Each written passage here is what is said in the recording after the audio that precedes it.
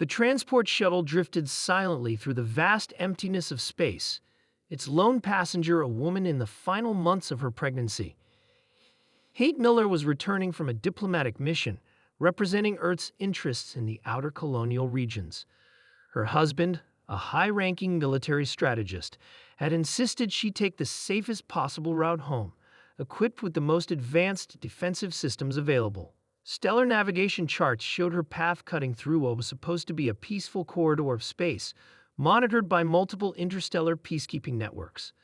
The shuttle's quantum-encrypted communication systems hummed softly, a technological marvel that typically guaranteed absolute security. Unbeknownst to her, the Krell Galactic Imperium had other plans. Without warning, a massive warship dropped out of faster-than-light travel, its energy signatures blazing like a predator's eyes in the darkness. The shuttle's defense systems triggered immediately, but they were laughably inadequate against the Imperial vessel's weaponry. Electromagnetic pulses cascaded across the small craft's hull, burning through protective shielding like paper. Within moments, the shuttle was ensnared by a tractor beam, pulled inexorably toward the warship's massive hangar. Kate's hand instinctively moved to her communication device, but a sharp electrical pulse disabled all outgoing signals. Her heart raced, yet her training as a diplomatic officer kept her calm. Years of preparation for potential interstellar conflicts had taught her that panic was the greatest enemy. Where the doors breached, armored Imperial soldiers surrounded the shuttle, their multi-jointed forms casting menacing shadows through the viewports. Their exoskeleton armor gleamed with advanced metallurgic compounds, a testament to the Krell Imperium's technological superiority. The lead commander, a towering reptilian creature with iridescent scales, approached her. His translator crackled with a mechanical precision that failed to mask its underlying contempt. "Human female, you are now property of the Krell Imperium. Resistance is futile." Kate's response was simple and direct. "My people will hear about this." Little did the Krell know how prophetic those words would become. Back on Earth, communication networks detected the anomaly almost instantly. The quantum entanglement communication system Kate's shuttle carry had managed to transmit a fractional data burst before being completely disabled. It was enough, more than enough. Military command centers transformed with machine-like efficiency. General Marcus Howard, head of Earth's Interstellar Defense Command, listened to the initial report with a face carved from granite. His fingers moved across holographic displays, initiating protocols that had been prepared but never before implemented. "Full mobilization," he commanded.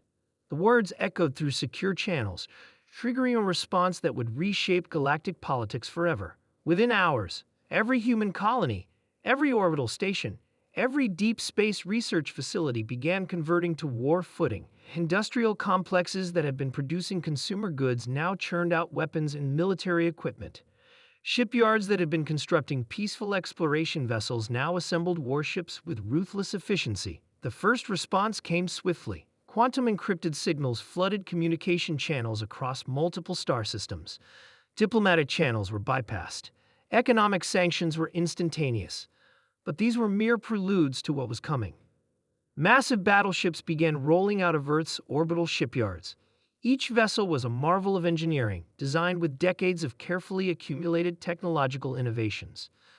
Plasma cannons that could shatter planetary shields, quantum entanglement communication systems that made their network virtually unhackable, artificial intelligence systems that could process combat scenarios faster than any biological intelligence. The Krell Imperium, which had dominated galactic politics for centuries, suddenly found themselves facing an opponent they had grossly underestimated. Intelligence reports streamed in. Kate was alive, being held in a high-security detention center on a remote Imperial world. Every moment she was captive was another moment that fueled humanity's mounting determination. Military analysts worked round the clock, studying every piece of data about the Krell, their social structures, technological capabilities, potential weaknesses. Nothing was left to chance. The human response would be calculated, precise, and absolute. Within a week, the first wave of human assault groups reached Krell space. They didn't just attack military installations. They systematically dismantled the Imperial infrastructure with a cold, calculated efficiency that terrified other galactic civilizations watching the conflict. Energy weapon platforms were neutralized. Communication networks were disrupted. Supply lines were severed. The humans moved like a surgical instrument, precise and merciless. The Imperial leadership began to realize their grave miscalculation. Humans were not just another species to be subjugated. They were a force of nature, awakened and focused with a determination that defied all previous galactic conflicts.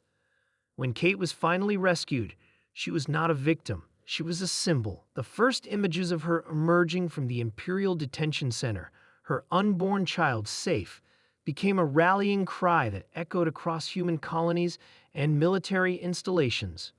Her husband, the military strategist who had mapped out the initial response, met her at the medical facility. Their embrace was more than a personal moment. It was a declaration, a promise, that no human would ever be taken without consequence. The war would not end quickly, but its first message was clear. Touch one human, and you face the collective fury of an entire species. In the cold calculus of galactic warfare, the Krell had made a fundamental error.